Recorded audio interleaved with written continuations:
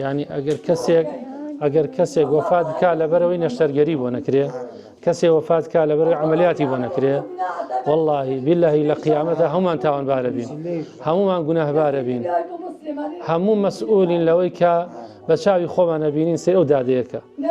لە مناڵەوە لە بر ساعە و قەت دیوارانەیە خوا. یعنی ڕۆژێ 4,000-5,000 دەسەکەوێت. ئەی دوای زەرەر ناکە؟ وەڵای جانم چونکە ئەمە زۆر سیز بووەتەوە ها؟ چەند مناڵت هەیە کاک حازم؟ پێنجمەیە. سیانی نوقستانە ئەمێ و ئەوێ و ئەوە. چی پێداوین؟ ئێمەش بەڕاستی هاتووینەوە ئەمانەتە ئادا بکەین. ئیمڕۆیەکێ لەو ماڵانە کە بە چاوی خۆتان بیبینن ماڵی کاک حازمە کە ئێستا لە نزیکەوە حاڵ و گوزرانی ئەو ماڵە ئەبینین بزانین چ گوزرانێکیان هەیە.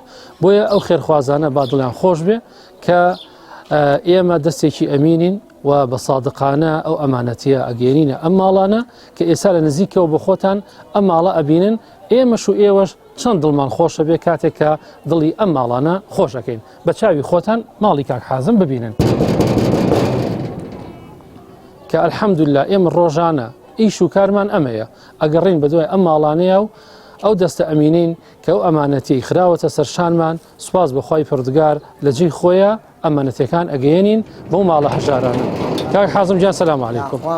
دەنگ و باست حاڵت چۆنە؟ باشی شکر لە ماڵن؟ بینە ماڵەوە؟ فەرموو فەرموو کاک فەرموو. کاک نەجات فەرموو.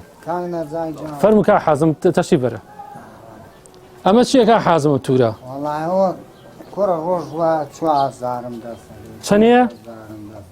توورە فرۆشی ئەم توورە چیش بووەتەوە؟ ئەوە کاک نەجات خواردنیشی بۆ هێناوی؟ خوا ماڵی ئا بەخوای